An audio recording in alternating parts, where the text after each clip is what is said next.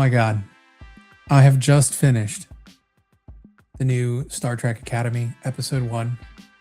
I've not seen a launch this bad since a Space Shuttle Challenger blew up when I was 10 years old in elementary school. Even going outside as an entire class on a bright, sunny day in Tampa, Florida, and watching the little streak cloud of the space shuttle go up, which we'd seen many times, and watching it do crazy stuff. Even that, watching 7 people vaporized as a 10-year-old is less traumatizing than sitting through 1 hour of this show. This show single-handedly photon torpedoed my dry January. Okay, I had done dry January. It is the 20th. I had just heard so much about this show. Oh, it's so terrible. I'm like, it can't be that terrible. I've watched Discovery. Not all of it, but enough to know how terrible Discovery is.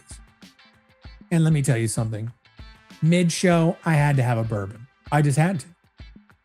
It's called Kids These Days. And I was hoping that with all the money they've spent on this show, which I hear is a lot, that we were going to get something good. But guess what? We didn't. You would think Paramount is trying to buy another company. It would not be lighting piles of cash on fire. But you'd be wrong. Here's what you're getting. Estrogen in Space. The episode is called Kids These Days. And it's exactly what you expect from Kurtzman. Trek, steaming pile of contrived shit wrapped in lens flares and diversity hires. Starfleet is now a military filled with obesity and alternative living. Don't bring up Scotty. Scotty was old. Scotty was old, okay? And we wanted a couple more movies and we had to squeeze the old crew. These people are in their prime allegedly, and they are fat as shit. And I mean fat as shit. Not pudgy, not 2 weeks on the fat boy program and no chocolate milk in the mess hall. Fat and we'll figure it out. No, these people are morbidly obese. It is disgusting. We are literally watching post-destruction. In fact, this show is voyeuristic necrophilia. We are forced to watch the dead corpse of Star Trek just get fucked for an hour plus on this one. There's 2 episodes. I'm dreading watching episode 2. Let's break it down because my faith in what $10 million can buy you these days in television is destroyed. The plot is some flashback. It's going to pull the heartstrings, feel sorry for me, even though I'm a criminal piece of shit. Little orphan Caleb, I get it. He's a kid. He didn't really do anything. And this is set after the burn. And that's already the stupidest thing on the planet. Google it. You know what the burn is. If you're here, you know what the burn is.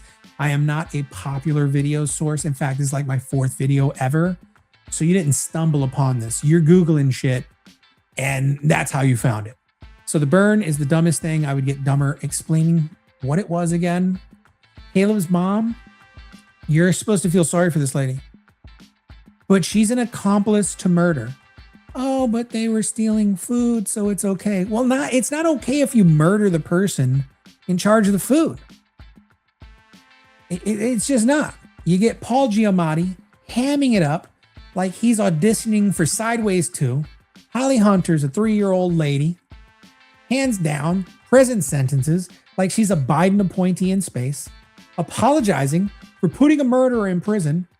Oh, separating parents and children is reprehensible. It's the worst thing you could possibly do. You're right. Sometimes it's the worst thing you could possibly do. Like, let's say somebody is guarding a transport and you murder him because you want to take their shit. Well, he might have had a family at home. Maybe they separated him. He's now a corpse from his kids and wife. But hey, you got to pull on the heartstrings, and toxic empathy is where this people are coming from here. The crime ended in murder. Fuck her. She goes to prison. And we don't separate kids and families. You're going to put the kid in prison? The kid's better off in some, whatever they said he was going to be, a ward of Starfleet. It doesn't sound bad. You know, Star Trek was a pretty nice place last I remembered it. Caleb's mom was like, oh, don't trust them. Oh, why not? Now Starfleet's the bad guys. That's really on brand, isn't it? All the actual good guys are bad guys, so that piece of shit criminals that kill people, they're fine. They're fine. They were doing it for a good cause, said me, the person who wasn't victimized by their crime. Okay. So we jump ahead 15 years. Caleb is a fugitive, a captured prisoner. We find out the apple didn't fall far from the tree. He is a criminal with a very lengthy rap sheet, which they start going over with from age 11. Then we find out he's not just a thief, he's a violent criminal because he beats the ever-living piss out of 3 guards trying to escape, smashes them to pieces, and then nearly crashes the ship until they gain control and capture him. And since this is Kurtzman Trek, you know what his punishment is? A fast pass directly into Starfleet. Remember Starfleet, the place only the best of the best could get into? Remember Wesley Crusher? He didn't even get in the first time, and this guy was like a genius that aliens told Picard to help through because he's so bright he's going to do something in the future. Even that kid got declined his first try into Starfleet, beat out by another guy. Well, apparently Starfleet these days is just a halfway house for criminals and obese women. But be careful when you walk on board. They'll tell you need to eat because hunger can still cause problems. They literally say that over the intercom. But what I like to know is you could turn your prison sentence into, guess what? A Starfleet Academy service. Yeah, you can commute your sentence for being a criminal into going to Starfleet, which used to be the most coveted thing to do, like in the fucking universe. The best part is that Starfleet Academy is now on a ship, a vagina-shaped ship named the Athena. It's a saucer section draped in what looks like some very lengthy meat curtains, if you know what I mean. This ship is also a piece of shit later in the show and is defeated immediately upon contact with another ship, even though they went to red alert and raised shields. Guess what? Tough shit. Thing's a piece of shit. I mean, it's a very inconsistent piece of shit because the minute it can fire on the pirate ship, it surely destroys it. They shoot like 73 photon torpedoes at once. Where the fuck was that when you needed it?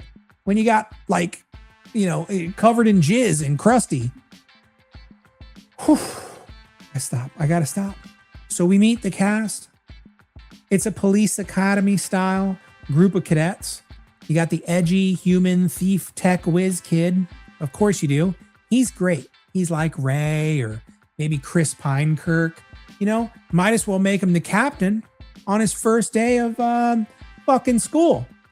I mean, that's how dumb this Kurtzman JJ writing is.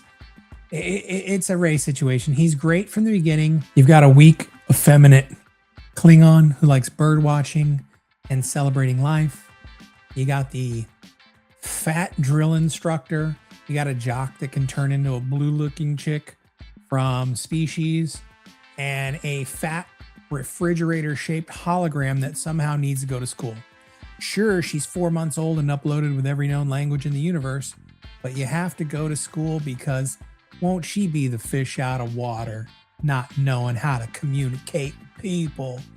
This show has an Apple TV level of diversity casting. It is jarring. There's a joke about hair regulations, only to make the main character cut his hair because apparently only humans have hair regulations, since the Klingon keeps his hair and tons of other people. The school is filled with hundreds of long-haired weirdos in there. You got the half black, half white thing.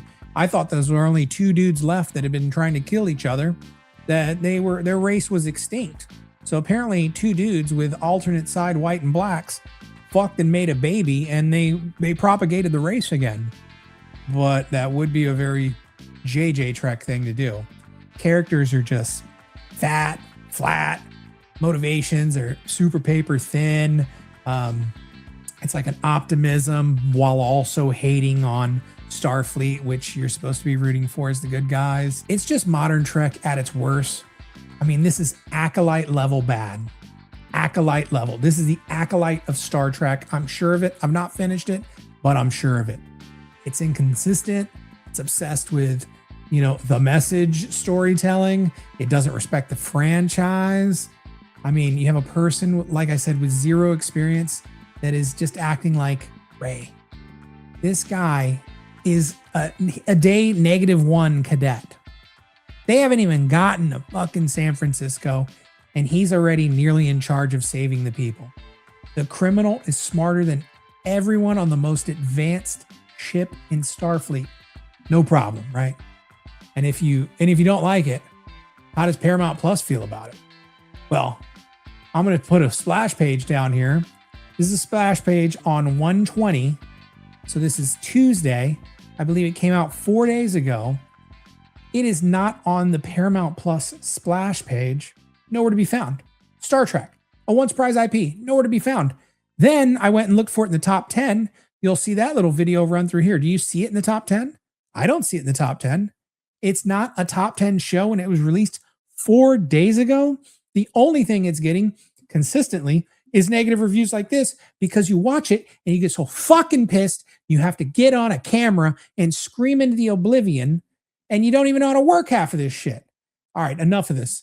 I'm so mad about this. I'm going to cover the whole season because rage needs an outlet that can feed into this disappointment. So subscribe so you can watch me age years in a matter of weeks, and maybe we will live stream my blood pressure as I watch the show. That might be nice. A live stream of my blood pressure as I watch JJ Trek. What could be better? Hit the like button. Shit talk me in the comments. Billy D. Shilliams out. A teachable moment.